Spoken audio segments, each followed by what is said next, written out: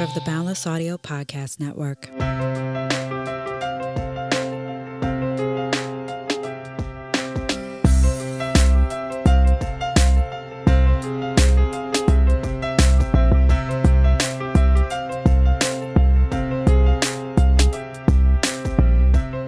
Hello, welcome to another episode of the Artist Pivot Podcast. I am your host, Ayana Major Bay, and I happen to be an actor, voiceover artist, mentor, and world traveler. This is a bi-weekly show featuring conversations about pivots and life lessons from the perspective of artists, those who work in and around the arts, and arts educators. Everyone possesses the ability to pivot. You just have to be reminded sometimes, and that is what I am here to do. To stay up to date and in the know about merchandise, exclusive content, and how to support the show, please subscribe to the newsletter at ayanabay.com/podcast. That's AYANABEY.com/podcast. And there is a link in the show notes. We'll get to this week's episode after a word from our sponsors.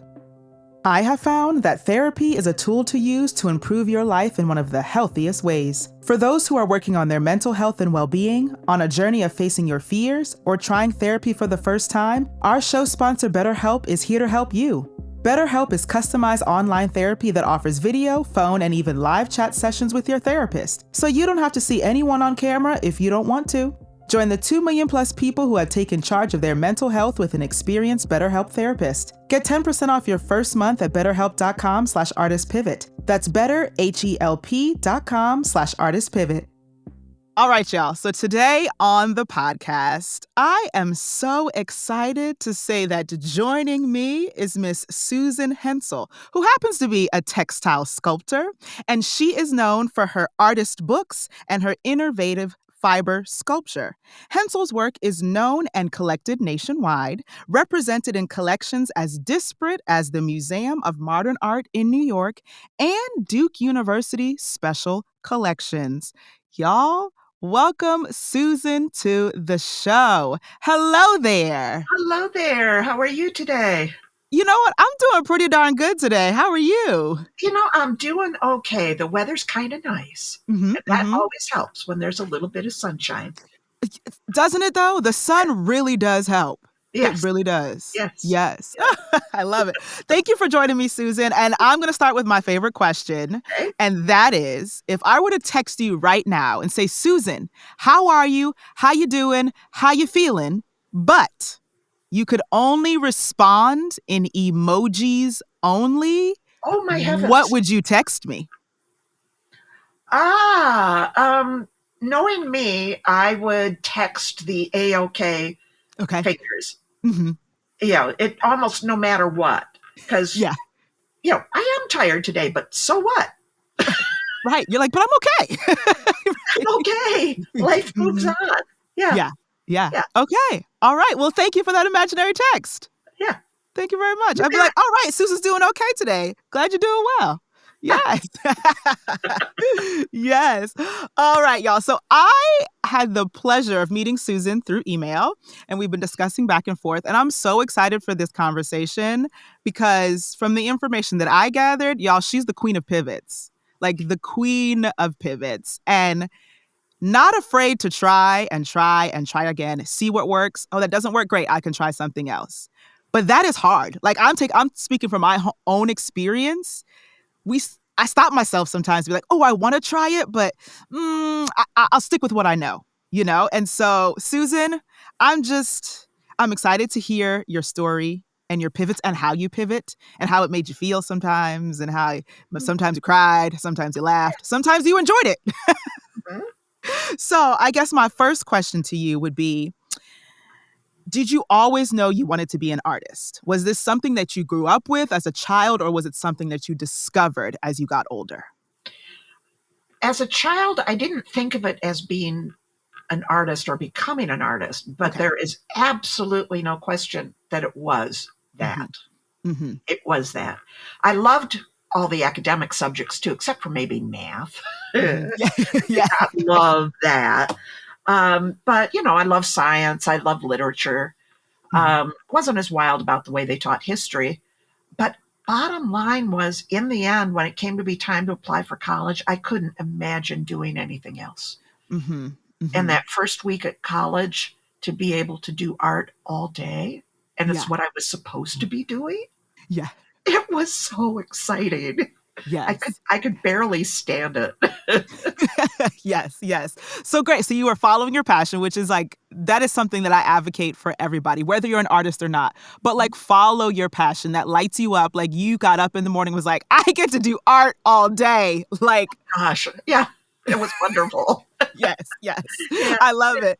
So what did you major in when you got to college? Yeah, I had two majors and a very strong minor that was almost a major. Mhm. I had a major in painting and a major in sculpture, and then I had maybe one class short of a major in ceramics. Okay. And same Okay. thing with art history, but art history kind of comes along with the thing.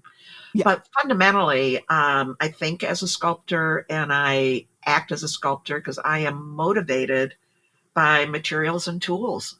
Okay. Yeah. Okay. And I'm Yes. not Okay. motivated by just paint. I like paint. I like Hmm. canvas. Hmm.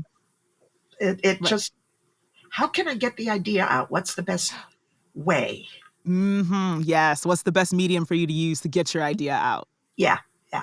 Okay. Okay. Understood. So now, take me a little bit through the journey of how you got to where you are right now, because I have a hunch that coming out of school, you weren't necessarily a textile Ooh, sculptor. no, I wasn't. So, yes, take me through some of your journey in essence of pivoting and like and surviving, because this is also Yeah. what this is about. It's like you can pivot and you will survive the pivot. Oh, yeah. Oh, yeah. Now, Yeah. life does not present itself in any way like you think it's gonna. Mhm. I mean, that's kind of a bottom line truth, I Yeah. think, for all of us, even though if I were still in my 20s, I thought I was still in control, but I figured that out pretty soon. Mhm. You do your best not to throw yourself to the wolves. Yeah. There are things you can control, but there's all kinds of random things that happen. Mhm. And I graduated from college in the middle of the Vietnam War, so it was Okay. just a tumultuous time, very much like now, Mhm. where there's so much information coming at you and despair. Yeah. The world was just so out of joint. Mhm. And what made sense to me at the time was to take the ceramics Mhm. and make functional work that would help change people's focus in their daily life.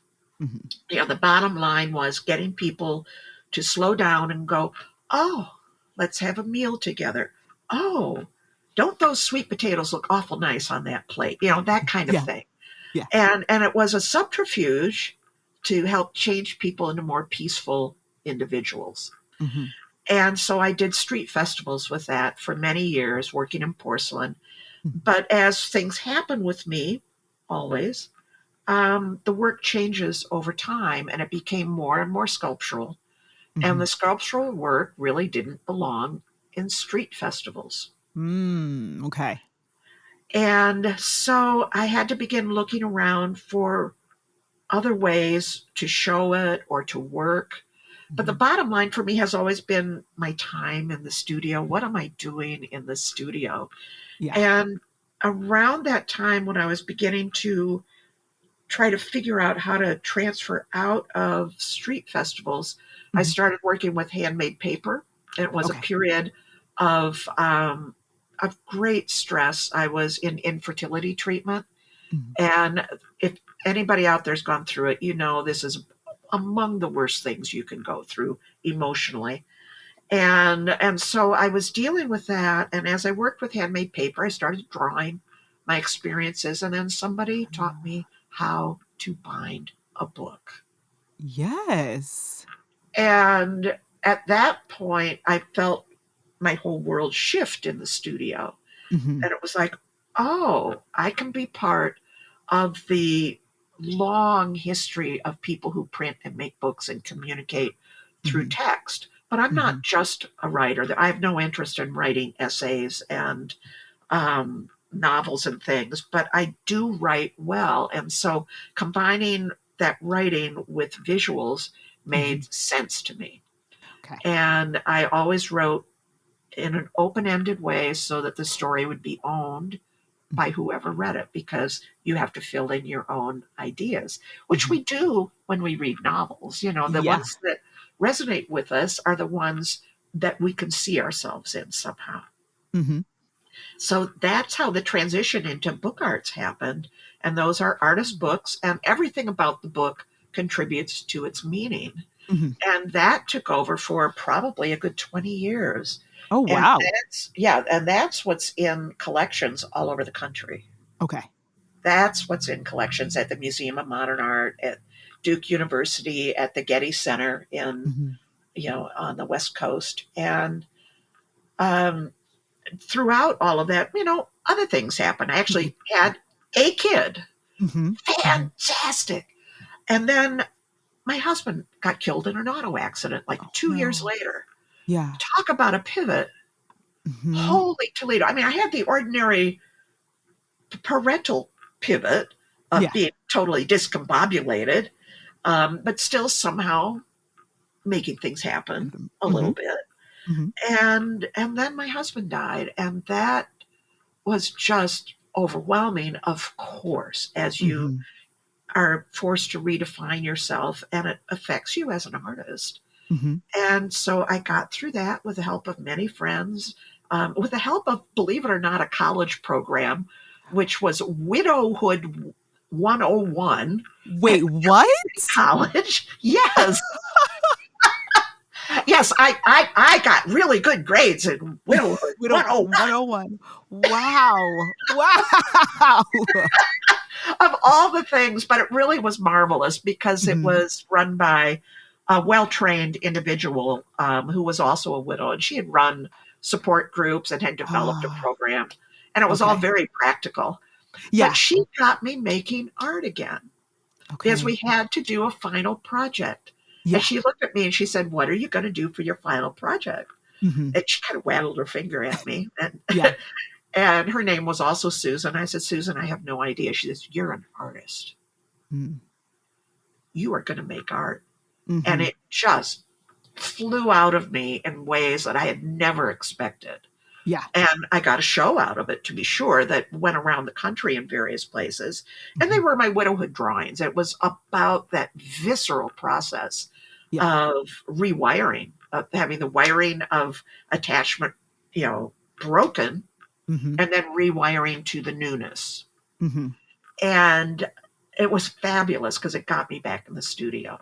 And Yeah. then from there, it went into other kinds of book arts things. The book arts came shortly after that. Mm-hmm.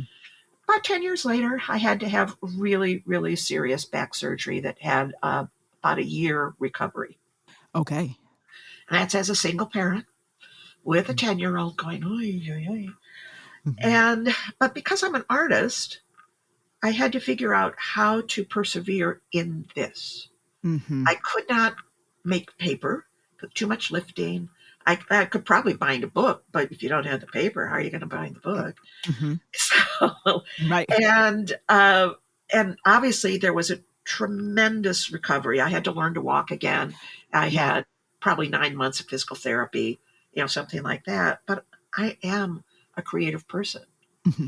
And so I wrote and I wrote and I Okay. wrote and I wrote more. And a lot of this poured into the artist books in various ways. Okay.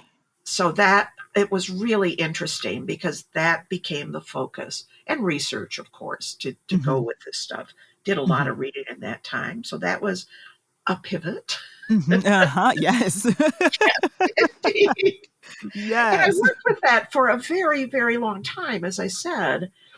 And I had always thought I would remain in East Lansing, Michigan, which is where I raised my kid, Mm-hmm. because you don't want to just move them willy nilly, Mm-hmm. after a surprise death. And I thought, yeah, I'll just raise him here. And, I could fly out to New York and get Yeah. fulfilled, right? Yeah. I can do these things. And then I had a show in New York with the Uh-huh. artist books and sculptures that were related to artist books. And I came home after spending 10 days in New York.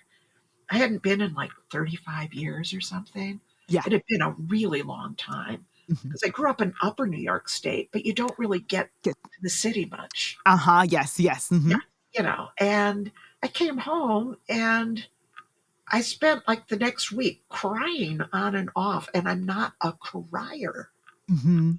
It's just not in my MO. To Yeah. yeah, and I kind of looked around and went, yeah, I'm perimenopausal, but no, that's not Yeah. it. Mhm. And all of a sudden, it just came over me, and I needed to move.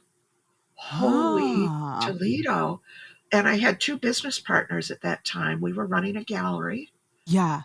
and that had introduced the Mid Michigan area to artist books, installation art, and performance art because they Mhm. hadn't been done in that area before. And Yeah. we actually got national coverage for it Mhm. that just blew me out of the water. And first I went to Leslie. I said, "Oh, Leslie, I think I have to move." She said, Yeah. oh yeah, you do." And then I Yes. went to Nancy. I said, "Oh, Nancy, I think I have to move." She said, Yeah. "Oh, absolutely, you do." I went, So they "What?" already knew. They knew. And so then I called my son's therapist and I said, "My turn." Ah. And I said, "Oh, Roberta, I think I have to move." And she said, Mhm. "You absolutely do for the salvation of your very soul, essentially." Mhm. Mhm. And she gave me some language and some ways to think about it that weren't as absolute as Yeah. it feels when you get overwhelmed with something Yes. like that. That I Yeah. could rent out my house and go try out areas, all E that. exactly. Which I didn't do, but I Mhm. had been collecting information Mhm. for years about where could I end up? Yeah. Yeah.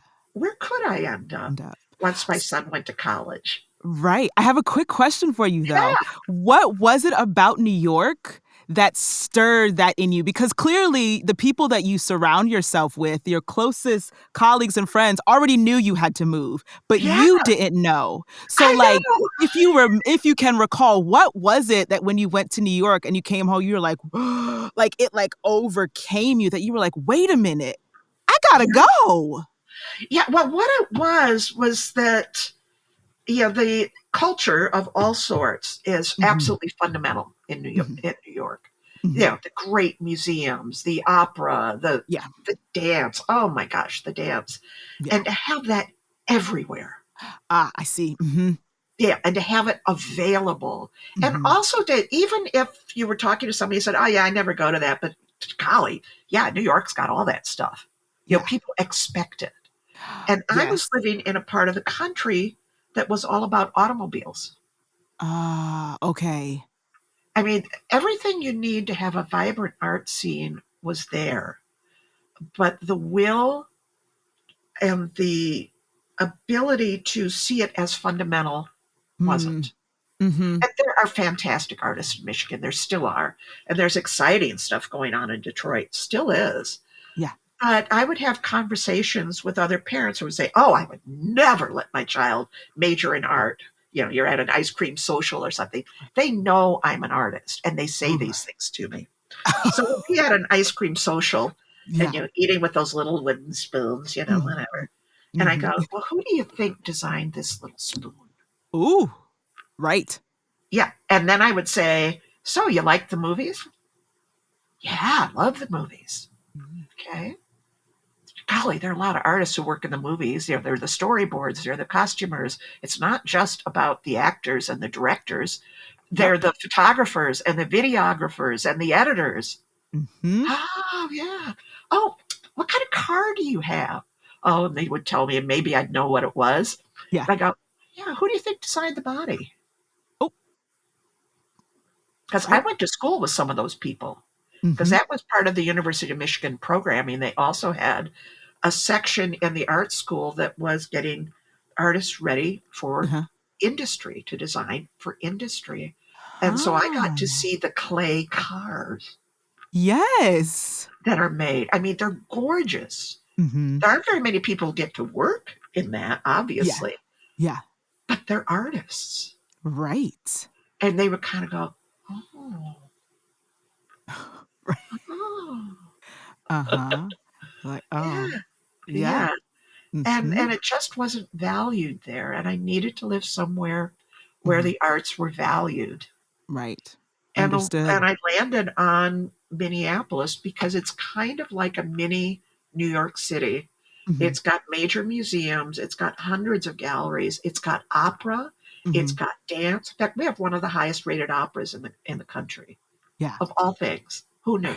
Right. Because when I was looking at places, I would say, if they even had opera, that was kind of my Right. thought, was if they Right. even, Yeah. because I love opera in the Yeah. way, not as a super fan, but as an experience, because it Mm-hmm. washes over you. Yes. It's sound, it's sight, it's the audience. It's Yeah, it's it's kind of the whole package. it Even if I is. don't know what's going on, I don't care. Same, same. I used to watch the opera all the time when I lived in Scotland because I got Yep, tickets for $10. Me and my friend would go because it was across the street from our school. Oh yeah, the opera's an experience. It's a it whole is. experience. You don't even have to know what's going on. It is. I mean, that bodies can make that sound. Mm-hmm. Mm-hmm. Oh my word! Yeah. And when you get these magnificent voices that also can act, Yeah. Right. they can't all act, but No, they can't. whoa, No. But when you get the two together, you're like, ah, score. yes, yes. And then you think about it. These were the soap operas for the masses. Mm-hmm. These were the Mm-hmm. soap operas for the masses. And Yeah. it's hysterical to me. I love it. Yeah. Yeah. Yeah. Oh, yeah. And so I Yeah. wound up here. Mm-hmm. Yeah. And when Oh, I came here, this is also a major book arts center. And I, okay. and I opened a gallery here because that was Mhm. part of my plan. I wasn't Yeah. done working in galleries. And I also knew it helped get me established in the community and meet Okay. people, because I think I knew two people in town. I didn't Yeah. know a lot of people here. And indeed, it did all of that. But surprising to me, words left the building. And I was Mm. working in almost entirely in installation art between the shows. Oh, And that wow. had Okay. started back in East Lansing because it was another way to communicate, and to Mhm. communicate in different ways. Mhm. Um, One of my attractions to the artist book was the performative nature. Any Mhm. book you read, you as a reader have to perform. You have to open it, you have to engage, you have Mhm. to make that commitment. Mhm. And I wanted to take that engagement and commitment farther into something that was even more experiential. Okay. And so I started adding light and sound and scent and movement, Mhm. which Mhm. was fabulous. Yeah. And what it meant was that, there were words sometimes in the music that I would record, Mhm. or the sound I would record, but in a whole different way. Yeah. And so that was surprising. Yeah. And then we come to fiber. Ooh, okay. I wanna hear this, right. How did you get Yeah. there? Well, just before I moved, I Mhm. had the carpal tunnel fixed in one of my hands, Mhm. which meant I could knit again. Ah, okay. And as part of getting to know people, I joined a Mhm. little knitting group, right? Mhm. Yeah. Yep. These things happen. Yeah. And I'm not a demon knitter, but I Mhm. love the rhythmic nature of it. Mhm. Mhm. And one of the friends I made in the group said, "Hey, this Ingebrigtsen's, what a store, but it's Right. it's a famous store here, Okay. is having a little drop spindle class. You want to go? We could learn how Oh. to make this yarn." Oh, So we okay. went together. Yeah. I was the stupidest person in the room. Carla, no, Carla had to retranslate everything for me. Going, what? She said, You're "No, like, it's like this," Sue. And I was hooked mhm. on that aspect. I became a hobby spinner. You have to be Okay. careful of your hobbies, though, We because it kind of took over. Okay. There, yeah, spinning is a lovely materiality. It's Mhm. very sensual, very much like clay is, Okay. truthfully, and Mhm. very much like handmade paper is. Um, there's rhythm, there's tactile, and there's scents and things too, and all these things. Mhm. And it's lovely. And I would spin, like if I was having a hard day in the Yeah. gallery, I would just go spin for a minute. Somebody pisses Okay. me off, go spin for a minute. Right, Yeah, right. A little because little bit of meditative for you. it's very Yeah. soothing. Yeah. And as a consequence of that, I became involved with the Weavers Guild here and the Textile Center. Okay. both of which are very old organizations here and both approaching national status. And I started learning some of the other things like dyeing, and I learned Mhm. some weaving. Mhm. And weaving didn't really take, but Yeah. it's a little too controlled for me. Gotcha. Yeah. And so this was all in the background. And because I was born in the 1950s, I certainly was taught to embroider because all little Mhm. girls were taught to embroider. Mhm. And so we kind of move on with this in the background, and I'm still making books and producing installations and producing shows Mhm. for other people. And I went to the state fair. Okay. And the Minnesota State Fair is within the city limits. I believe it's all within the city limits of Minneapolis. It's a permanent fairgrounds. It's Mhm. huge. Mhm. It's like the size of a small city. And Okay. like 100,000 people come every day. Ooh, okay. And I might be exaggerating some, but not by that But much. there's a lot of people. There's a lot of people. Like you go down the streets going, yeah, Mm, okay, don't hit me with your hot dog. It's right. that kind of thing. Yeah. And and you kind of become more of a Minnesotan by going to this fair.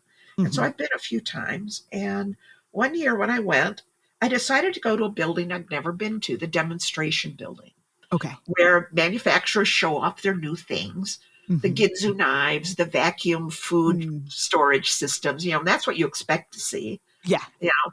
And I rounded a corner to a sea of sewing machines. And Hmm. a certain number of them were embroidery machines that were Okay. running with nobody nearby. They were just stitching out things. And this one was stitching out a Donald Duck. Okay.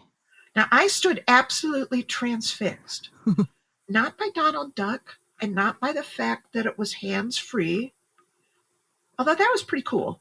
But Mhm. the sound was really nice, truthfully. It's a Yeah. lovely rhythmic sound. Uh-huh. Uh-huh.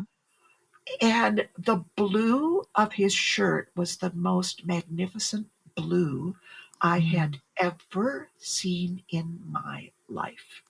And Wow. I knew it was an epiphany. I knew Yeah. right then and there. I was taking a left turn in midstream. I had to have one of those machines, and I Yeah. had to learn not only how to use it, but how to create for it because I had to have that blue.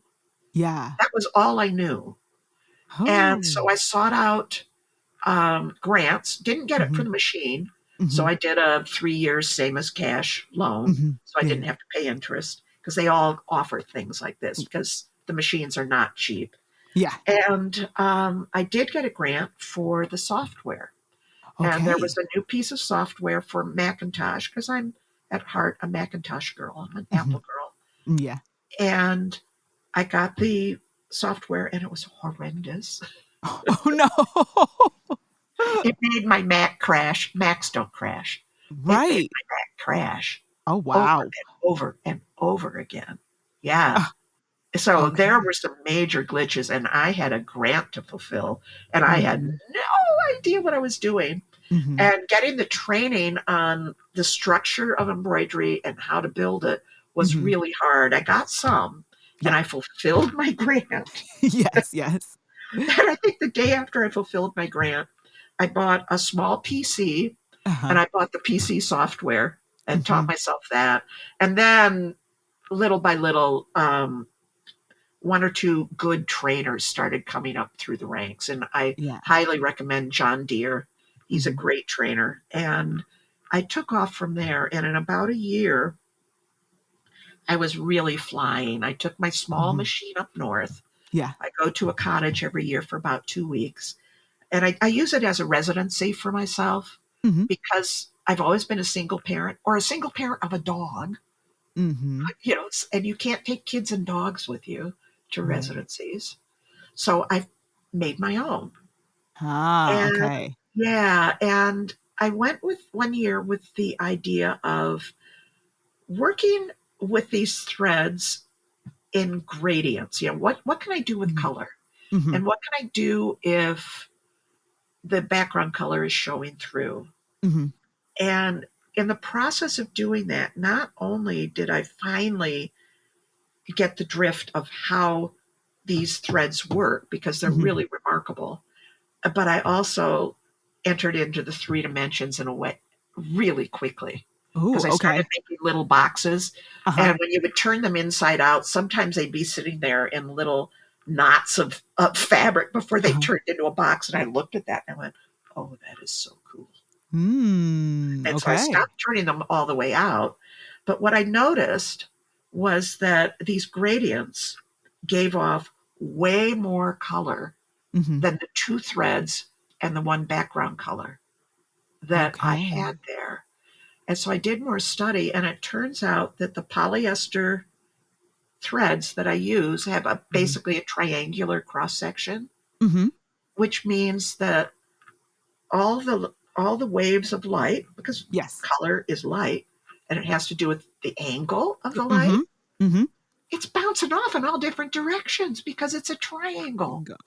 Okay. So it might be a gold thread, Right. and it is still gold. What's bouncing is gold, but it's going this gold, this gold, Go this that gold, go right. that gold. And then you combine that with whatever the other color is you're using. And in response to the background, Mm-hmm. when you fold it or Mm-hmm. you roggle it, you get the most complex color you've ever seen in your life. Took it Right. all out on the rocky beach of Lake Superior, took pictures of it, went, oh yeah, now Uh-huh. I get it. Yeah. Now I get it. And then I started really designing in 3 dimensions. Mm-hmm. So Mm-hmm. using Okay. actually a lot of the stuff I learned as a book artist. So the origami type folds, Mm-hmm. right? Mm-hmm. Um, accordion folds. What Mm-hmm. happens when you fold these things? What happens if, like a piece of paper, you wad it up? How Yeah. can you wad it up and make it a permanent wad? Yeah. I mean, all these things from Yeah. my background as a sculptor, a book artist, a Mm-hmm. performer, an installation artist, Mm-hmm. all came to bear. Right. It all informed this. It all informed it. It's like Yeah. everything that you experience, think, and do is Mm-hmm. part of your work as an artist. Absolutely. And when they say that art is a reflection of life. Yeah, and it is. It Yeah. comes from it comes from inside of you, and some of us Mm-hmm. just simply are oriented in this way and know we are. I mean, Mm-hmm. we all Mm-hmm. are creative, and we're creative in different ways. Yes. Um, I think it's a God-given call to all of us. Same. If God created the world and us and continues to create, well, then so do we. Exactly. We're here to create. I fully believe that. In I do whatever way too. it is, whatever Yeah, way it is. Mm-hmm. yeah, yeah. And some of us are highly visually oriented and Mm-hmm. materially oriented, and that Mm-hmm. sure is me. Yeah. For other people, it might be how they set the table, how they bake the cake, and Yeah. Yeah. how they sing a song, how they interact with people. Mm-hmm. All of that, is creativity. It takes so Yes. many forms. So, Yes, it does. It yeah. really, really does. And so my question to you, with all of these pivots and turns, you said you made a hard left turn when you saw that embroidery Oh, my machine. word. I never With expected that one to come. Right. And listen, sometimes it comes out of nowhere and you're like, wait, what? So my question to you though is, with these pivots, whether voluntary or involuntary, how did you, in essence, work through either a little bit of self-doubt or questioning or going, yeah, I want to, but wait, should I? Or even just the fear of like, okay, I started down this road, but did I take the right one? What's interesting about me, I mean, do I have doubt? Of course. Of course I do, but it doesn't overwhelm me Okay. because Okay. I get so excited about the newness, Oh, yeah. about the learning new knowledge. Ooh, yes. Okay. Yeah, I am emphatically a lifelong learner, Mm-hmm. in Mm-hmm. the patois. It's just really what drives me in the arts Mm-hmm. is figuring things out, learning new things, putting new things together, Mm. looking at things in a different way, solving problems. That excites me. And Okay. do I sometimes wonder what the hell am I doing? Oh, of course. Yeah. Of course. And like every artist, do I make a lot of trash? Of Mm-hmm. course. Mm-hmm. It's how you learn. Yeah. It's how you learn. And because I think like a sculptor and part engineer in a way, because that's not in my personal education, but I was Mhm. surrounded by engineers growing up. Yeah.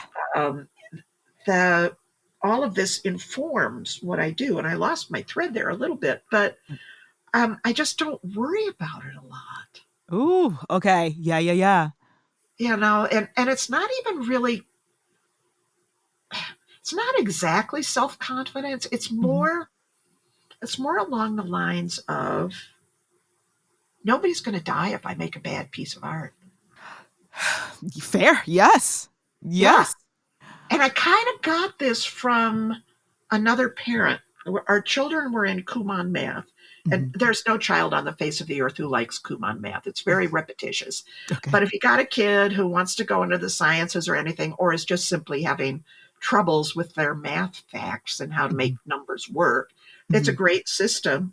And so the parents come and pick up their kids, and you get to know the parents. And this Mhm. one of them said to me, "Well, here's what I told my kid who was complaining." She said, Mhm. "Okay, when you grow up, if you want to build a bridge, you start on both sides of either side of the river, and Mhm. they meet in the middle. Mhm. If the math isn't right, they don't meet, Mm. and you've got a problem." And I thought, yeah, Yeah. people are going to die. And then I thought about my work, and I thought, hey, nobody's going to die if I screw up. Right. Right. It's, you know, I think what we do is really, really important, Mhm. but nobody's going to die if we screw up. It's Right. just stuff. Right. And Mhm. and so one of the keys to getting through that kind of self-doubt is is one of the ones that does stop us all, and it stops me too. Let's say it's a $10 piece of paper. Mhm. It's really hard to make that first mark. Yeah, because you're like, So mhm. what if I wreck this $10 piece of Piece of paper? uh-huh, uh-huh, yes. But what if you have two $10 pieces of paper? Hmm. So try to get two of them if you can afford it, and then you can afford to really screw up the first one. Yeah. And then you can say, oh, that's right, it's just paper. Ah, yeah. So Yeah. so I guess what I'm saying is I'm less outcome oriented than I am Mm. process oriented. Now, I Okay. happen to Okay. complete a lot of work, Yes. but I will tell you that there's a lot of time between inception and completion on a lot Oh. of them because they're screwing up all over the place. And I have Mhm. to put them Mhm. away to go Mhm. marinate, Yes. get them out of sight, Yep. and then bring them out again in a month or so. And then I'll go, I know Yeah. what to do. Right. Can Yeah. take All some right. time A away. photo. I'll Mhm. take a photo of it because maybe Mhm. you've gotten, you know, hours and hours and hours into a piece where you go, oh my gosh, I think I have to cut it up. Yeah. Or and that's terrifying. Yeah. You know, you got maybe even hundreds of hours in this piece. You go, how do I cut this up? I Uh-huh. take a photograph of it, I put it in Photoshop, and I start trying things Okay. before I make that radical change. Mhm. Mhm. Oh, thank God. You know. Yeah. Yes. Yeah. That can lower the temperature a little bit when you're like, "Ooh, let me just put it in Photoshop first." Yes. Well, the other Okay. thing that Mhm. photos tell you too, because whether you're working in three dimensions or two, composition counts. Mhm. And you'll know that there's something wrong, but maybe you can't quite nail it. And Yeah. sometimes just by taking a photograph, because photographs always flatten things out a Yeah. little bit, you Mhm. can see where the problem is.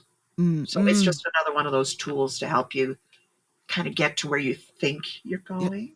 Yeah. Right. Right, that to get you where you think you're going. Right. Right, right, right. Right. Yes. Yeah, and so I guess, I advise the people I mentor to hold it lightly. Yeah. Mhm. It doesn't matter if you screw up. Perfection, hey, that's great, but Yeah. it's a journey. It's not a destination. Yeah. If you hold on for only perfection, you're going to have dead art. I'm sorry, Mm. Yeah. you just are. Yeah. Yeah, I wasn't put on this earth to look like everything I made was made by a machine. Right. You Right. know, I would Because have it worked. wasn't. Yeah, I would have worked in industry if that was what I wanted. Mm-hmm. Mm-hmm. And that's not what I want. I want the mark of the hand. Yeah. But obviously, I use high tech also. Mm-hmm. But I like that combination. Yeah. Yeah. I love that. Oh, I'm still sitting here marinating on the fact that you're like, I'm not outcome oriented. I'm process. And I Yeah. think we as artists are trying, no matter your medium, it's like, how do we get to more of that? Like, how do we get to more of, let me enjoy the process Yes. and not necessarily outcome, because there will be an outcome, or there may not be. You may There may never finish a project. not. Yeah. It may be collage material, right? Yeah. Yep. Yes. Yeah. And actually, Absolutely. I've used offcuts as collage material. Okay. And Yes. I'll take some of the offcuts because there's lots of waste in what I do, and I Yeah. always make sure that I recycle as much as I can. Like Yeah. I donate to teacher organizations and things like that, so that Yeah. the materials can get used. But if it's got stitching on it, I keep it. Yeah. Okay. And I put it in color coded boxes. And I go, this would do with some blue. Let's go see Mm-hmm. what's in the blue box. Yeah. And work into paper-based things Yeah. with some of the materials. So yeah, you're making collage material.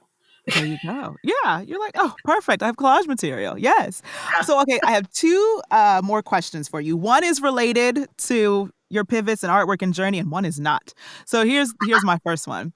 What would be your word of wisdom or word of advice to other artists, honestly, other humans who want to pivot, who want to make a change, either, in their career, their artwork, how they're viewing things? Because, Susan, you've been at this for over 50 years. And so it's like, yeah, I know you're still learning, because Oh you're yeah. like, I'm always learning, but I'm sure there's some nuggets you've picked up along the way. So what would be like your word of advice?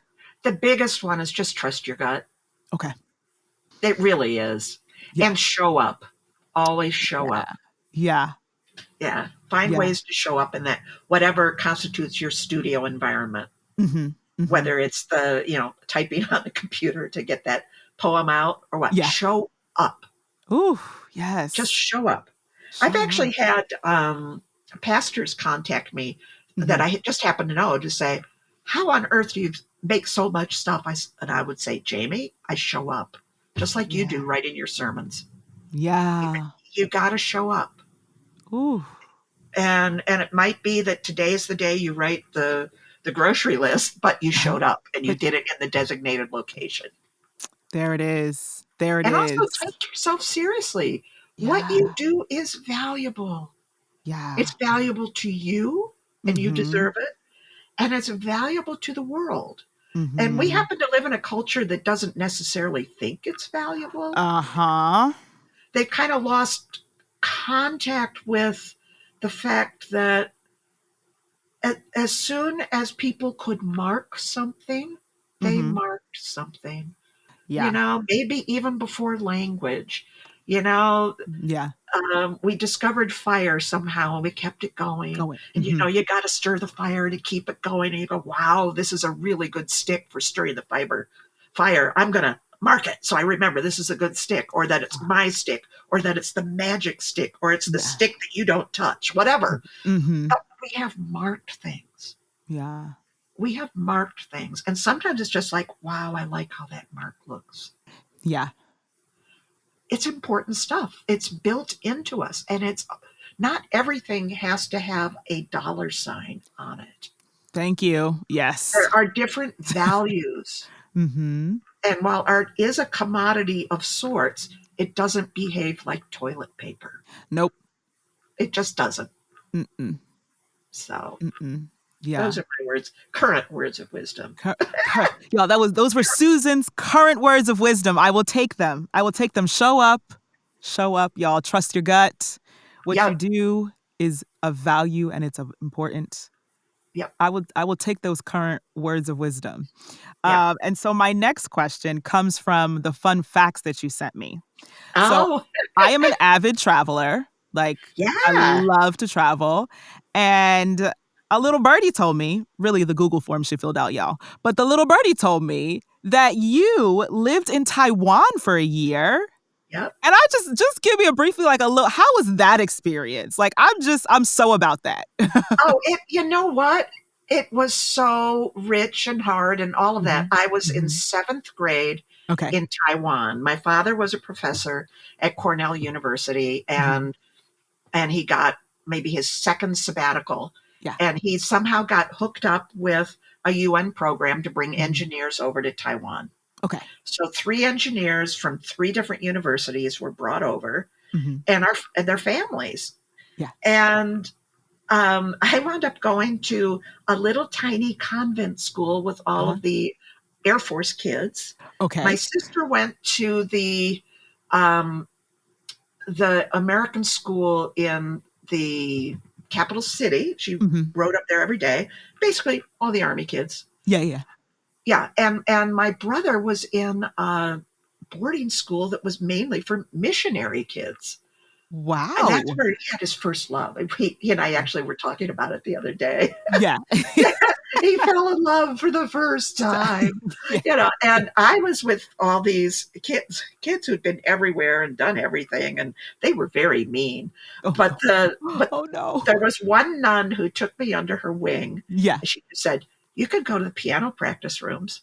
And so I did at lunchtime. So I didn't have to deal with people, bullying me. It's the only place in my life I was bullied. But otherwise, what an astounding experience. Yeah. It was astounding. It was a visual smorgasbord. And also, obviously, taste smorgasbord. And we got to see mountains and different kinds of greens, different costumes, different ways of life. And everything about like the ceramics and the composition stayed with me. And it undergirds my sense of composition to this day. Yeah. There's a certain asymmetry to a lot of what I do, and it definitely relates to those experiences there. Okay. Yeah. Yes. Yeah. Oh, it was amazing. And then my parents took the tickets from the UN. It's the only time in my life I flew first class was when they flew us over there. Yeah. And they converted them to coach. And I'm sure they had to hit savings, but we were not rolling in the dough. Professors were not paid very well back then. Yeah, paying the bills. Yeah, paying the bills night was always tense in our house. Yes. But they managed to pull it together, and we came back around the world in the other direction, hitting the capitals. So we started out in Hong Kong, and then went to New Delhi. No, we went to Bangkok, New Delhi, Cairo. We did a couple cities in Germany because they had some friends in Germany. Yeah. Rome, Paris, London, and then home. Oh, wow. Yeah. I walked on the Parthenon, y'all, before they closed it off. Yes. I literally walked on it. And as I think I turned 13 in India. Yeah.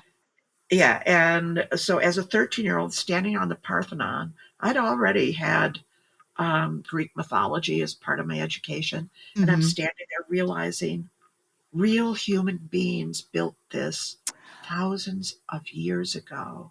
Yeah. And it is so sophisticated and it is so deep. Yes.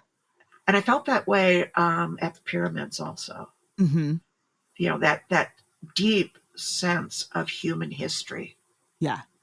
At 13.